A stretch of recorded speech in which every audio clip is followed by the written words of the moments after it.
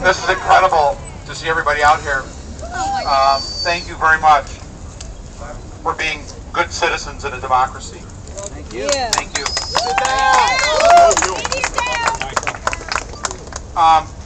I've been traveling across the country these last few weeks, and let me tell you, this is going on all across America right now.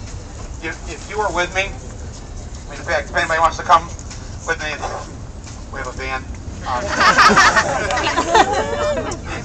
No, but if you could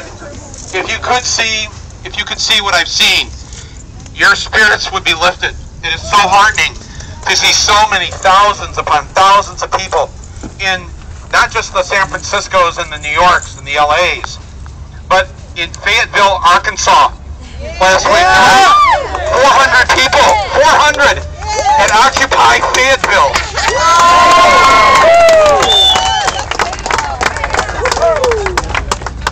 There's a little tiny town in Michigan near where I live called Niles.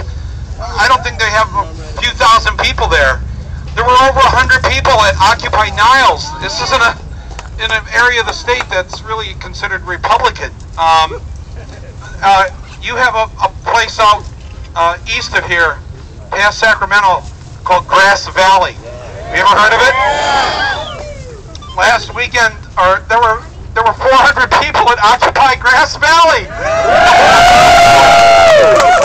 So, I mean, the scope and the breadth of this is enormous. But that's not surprising to any of us, is it? No. You know, I mean, the media, oh, there they are. Hello. Hello, media. It's a little hard for the media right now. You have to have just a little bit of empathy for them because this doesn't fit into what they're used to. And they're trying to figure it out and define it according to the old model. And the old model was about two parties. Okay, who are you going to vote for? And what are the pundits saying on Meet the Press? And the rest of us were always cut out of the conversation. We weren't part of the national discussion. That's right. And then they decided that we couldn't even have a seat at the table. And that the wealthiest 400 Americans, 400, have more combined wealth than 150 million Americans combined. That's wrong. Is that just the most amazing statistic? And yet we get away with calling this a democracy?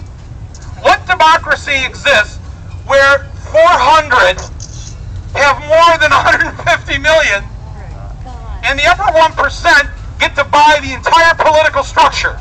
1% get to buy the politicians and get their way.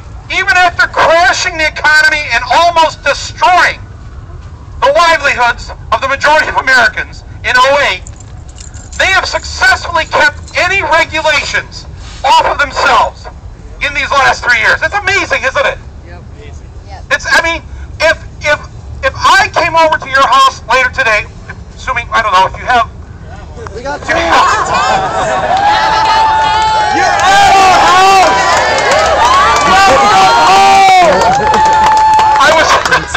I was going to give an analogy that might not apply to San Francisco. But if I came over to wherever you are, and assuming you have a internal combustion engine automobile, if I saw your automobile in the driveway and I decided to take it for a ride and go for a drive around the Bay Area today, but I brought it back tonight, have I committed a crime? Yeah. I committed a crime, but wait, I brought it back with interest. I filled the tank back up. Exactly. Because I didn't, it's a crime. Wall Street, corporate America, the banks, stole the futures of so many of our citizens. And not only were they not arrested for it, they were rewarded. Can you imagine a thief taking your car or taking something of yours and then they say, oh, we'll bring it back with interest. And then you actually reward them for this? It's the most psychotic, sociopathic thing I've seen in my lifetime. So, what's great about this is that this 1% that buys our political system. Listen, let me just say this too: that the 1%, they're Americans too. They get to vote. We don't want to take their voting rights away, right? Not all Americans. And they can run for office even. Yep. Right? Right? But here's the deal. Here's the deal. In a democracy, if you're in the 1%, that means you get 1% of the votes. That's it. That's it. You see, they know that, and that's why they're frightened of this movement. They're frightened because they see this thing taking off like wildfire. It's already so huge, and it's not even organized.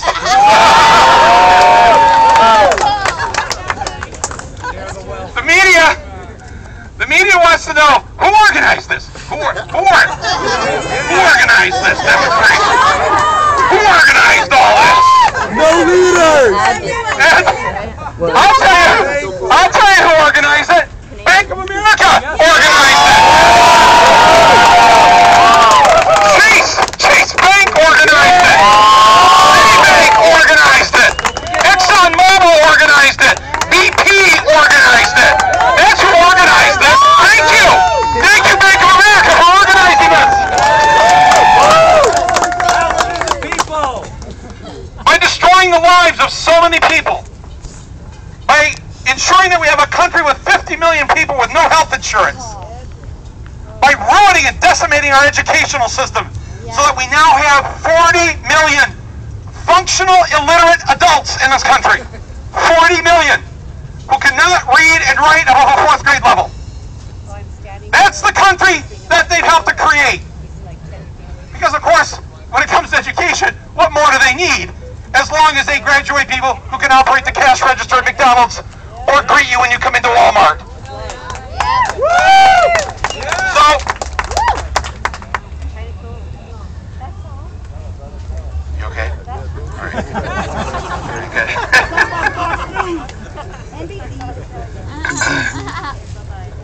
He's just a working stiff. Like He's 99%. yeah, absolutely. No. And you know, he's trying to not smile, but he's really enjoying this.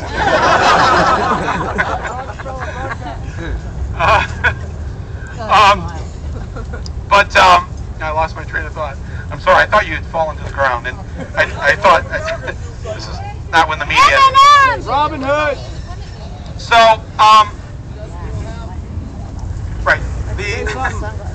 I think because they've helped to organize this by foreclosing on so many. I just read this piece by William Greider this morning that of the 55 million home mortgages that are out there, 1 in 5 are currently underwater or facing foreclosure. That's unbelievable. What is that's like of that number? That's over 10 million. The foreclosure crisis, as they call it, is, you know, they know the other shoe is going to drop here. They know because they've been holding the shoe. And that's why they're holding on to so much money. You know, they've taken $2 trillion out of circulation that banks and corporations are sitting on in their bank accounts.